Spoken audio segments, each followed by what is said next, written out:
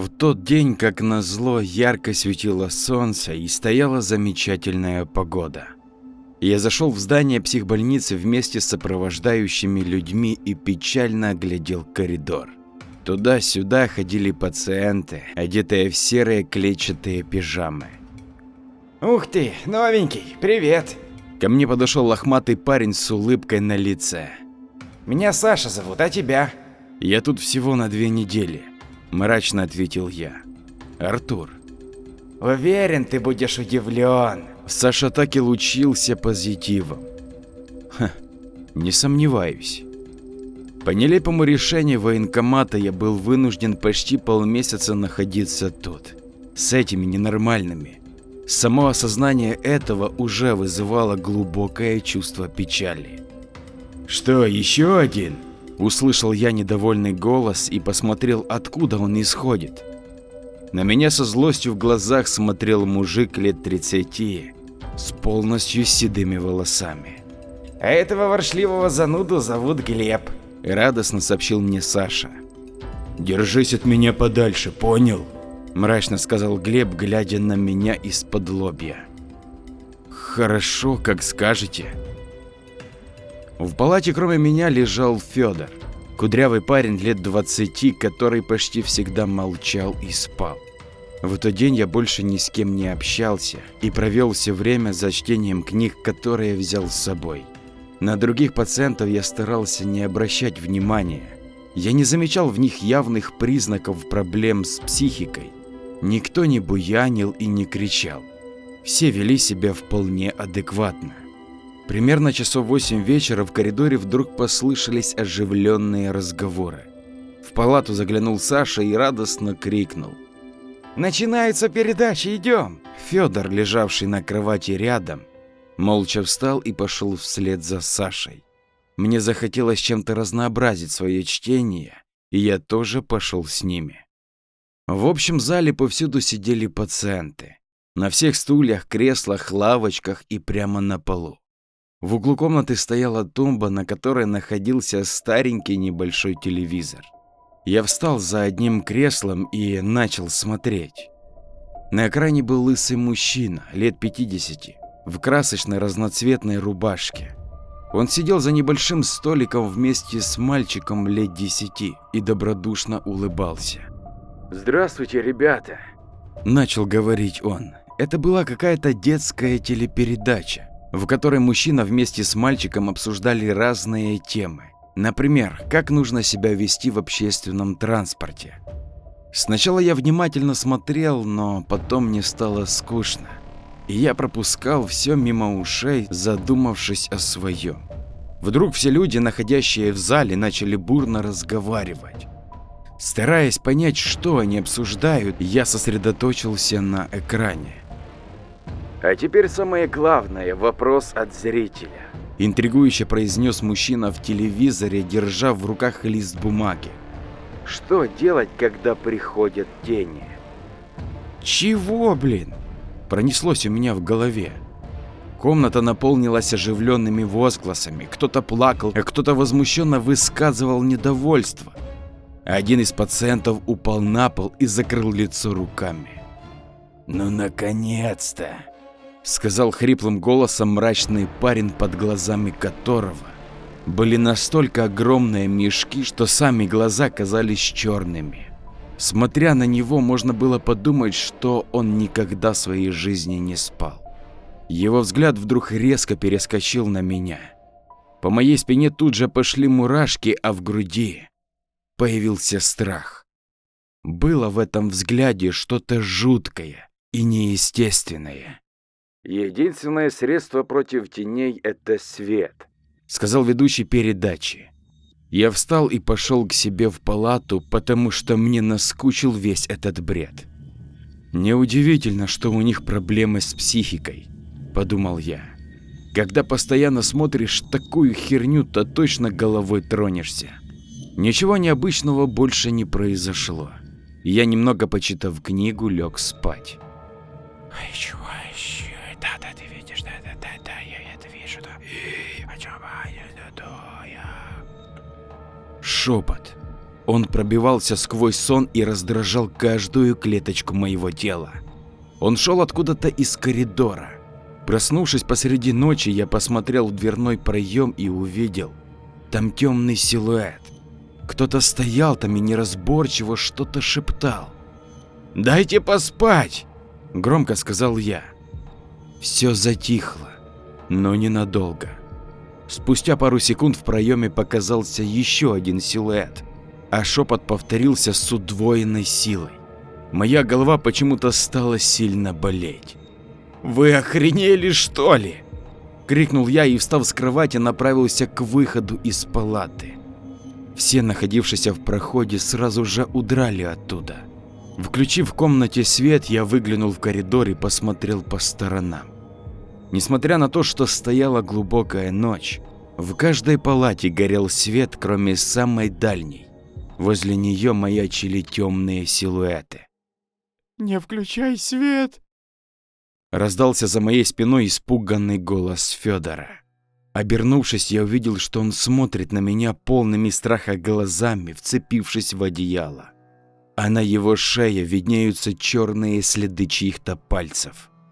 Боясь думать, откуда они могли появиться, я решил поддержать его идею. Хорошо, пусть горит. Оставшуюся часть ночи я провел за чтением книги, и вскоре нас позвали на завтрак. Меня удивило, что только вчера ярко светило солнце, а сегодня стоял темный сумрак, и было похоже, что днем светлее уже не станет. Находившиеся в отделении пациенты будто бы тоже изменились. Стало больше людей и мрачной наружности, с мешками под глазами, которые злобно озирались на других. А некоторых больных, что были тут вчера, я уже больше никогда не встречал. В их числе был жизнерадостный и позитивный Саша, исчезнувший неизвестно куда. «Видали, что случилось с Никитой из последней палаты?» – спросил один из мрачных людей во время завтрака в столовой. «Не повезло ему, лампочка не вовремя перегорела, и ночь он провел в темноте. Он злорадно засмеялся вместе с двумя такими же неприятными людьми, а потом продолжил. «Если хотите посмотреть, то поторопитесь, труп скоро уберут». Холодок пробежал по моей спине, и я посмотрел на сидевшего рядом Федора, на шее которого до сих пор были темные следы от пальцев. Быстро закончив доедать завтрак, я вышел из столовой и пошел до своей палаты, никуда не заглядывая. Читать книгу без света было очень сложно. Небо на улице было затянуто черными тучами, из-за чего везде был полумрак. Да и читать я уже был не в состоянии, так как в голове постоянно появлялись тревожные мысли, забирающие все внимание на себя. Что здесь происходит? Куда я попал? Может быть, это какой-то розыгрыш? А может, я просто уже сошел с ума и мне все это кажется? Пока что я не спешил расспрашивать всех о происходящих событиях, потому что боялся, что меня могут посчитать сумасшедшим. На протяжении дня я несколько раз слышал неразборчивый шепот, доносящийся из темных мест здания. Все пациенты находились в подавленном состоянии, кроме тех, что с мрачными улыбками обсуждали за завтраком чью-то смерть. Они, казалось, напротив, чувствовали себя как дома, и им нравилась вся эта атмосфера с ее жуткими существами, скрывающимися в темноте. Наступил вечер, и снова из зала раздались возгласы о том, что начинается передача. Я направился вслед за всеми и встал у стены, смотря на экран. Там снова появился лысый мужчина в разноцветной рубашке, сидящий за одним столиком с мальчиком лет 10, но уже другим. В этот раз ребенок смотрел из-под лобья, недобрым взглядом прямо в камеру, а под его черными глазами виднелись большие мешки. Ведущий начал, как и тогда, в позитивной манере рассказывать о правилах поведения и хорошего тона. Только вот мальчик, вместо того, чтобы соглашаться с ним, презрительно хихикал, вероятно, считая все это бредом. «А теперь вопрос от зрителя», – наконец-то сказал мужчина. Все люди в комнате стали неотрывно смотреть в телевизор. Что делать, если вокруг постоянно смеются? По залу прошла волна недовольства, а один из пациентов безумно засмеялся и начал кататься по полу. Мрачного вида люди с отвращением смотрели то на него, то на экран, на котором ведущий, сделав небольшую паузу, начал называть ответ. Нужно стараться слиться с окружающим и ни в коем случае не выделяться. Передача закончилась, и все начали расходиться. Зайдя к себе в палату, я даже и не думал о том, чтобы выключить на ночь свет. И начал читать книгу, постоянно озираясь по сторонам. Спустя некоторое время мне все же захотелось спать. И в какой-то момент я уснул прямо с книжкой в руках. Разбудил меня громкий и режущий барабанные перепонки безумный смех. Проснувшись с книгой в руках, я удивленно посмотрел на дверной проем. В палату зашел парень с длинными волосами, лицо которого искажала огромная, застывшая улыбка с обнаженными зубами. Он оглядел своими выпученными глазами комнату и остановил взгляд на Федоре, который только проснулся и не мог понять, что происходит. Улыбающийся парень ничего не говорил, а только подходил все ближе к Федору, который начинал паниковать. Что такое? Кто вы? Что вам от меня надо? Не такой. Прошипел парень, едва шевеля ртом с застывшей улыбкой. После этого он резко повернулся и пошел ко мне. Я вспомнил слова ведущего передачи и начал фальшиво улыбаться перед этим ненормальным. Он сосредоточил на мне свой сумасшедший взгляд, от которого по моему телу пробежали толпы мурашек. Было очень страшно, но я не сводил улыбку со своего лица, и вскоре он развернулся и ушел. Сработало? Ни хрена себе! Пронеслось у меня в голове. Немного придя в себя, я подошел к окну и увидел, что небо залито ярко-красным светом, словно сейчас закат. «Оно тут всегда такое», – раздался сзади знакомый голос. Обернувшись, я увидел седого Глеба, который изначально относился ко мне с неприязнью. «Тут?» – спросил я. «В каком месте?» Завтрак, завтрак, все на завтрак. Послышался из коридора звонкий голос, за которым последовал безумный хохот. «Потом расскажу», – быстро ответил Глеб и вышел из палаты. Я пошел вслед за ним, а Федор остался сидеть на кровати, со страхом глядя по сторонам.